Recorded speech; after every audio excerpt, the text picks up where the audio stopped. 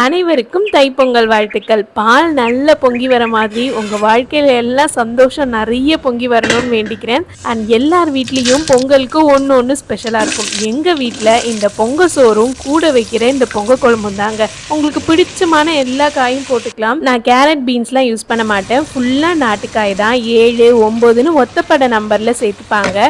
And குழம்பு மிளகாத்தூள்லாம் சேர்க்க மாட்டோம். இதுக்கு தனியாக மசாலா வறுத்து அரைப்போம். இது எல்லாமே டீட்டெயில்டாக டிஸ்கிரிப்ஷனில் கொடுத்துருக்கேன், செக் பண்ணி பாருங்க. இதை கொஞ்சம் திக்காக்கிறதுக்காக தோரம் பருப்பை வேக வச்சுட்டு நல்லா மசிச்சுட்டு இதோட சேர்த்துப்போம். காயை தனியாக கொடுத்தாலாம் சாப்பிட பிடிக்காது. ஆனால் இந்த பொங்கல் குழம்புல இருக்கும்போது எப்படி தான் வயிற்றுக்குள்ளே போகுதுன்னே தெரியாது, அவ்வளோ டேஸ்ட்டாக இருக்கும். அதோடு இந்த பொங்கல் சோறு பொங்கி வந்த பாலில் பச்சரிசியை போட்டு நல்லா குழைய வேக வச்சிருவாங்க. மேலே கொஞ்சமாக வெல்லம் விட்டு இந்த பொங்கல் குழம்பை ஊற்றி அப்பளத்தை நொறுக்கி போட்டு சாப்பிட்டா அப்படி இருக்கும். யார் யாருக்கெல்லாம் பொங்கல் குழம்பு பிடிக்குமோ அவங்க மறக்காமல் கமெண்ட்டில் ஆட் கொடுத்துருங்க.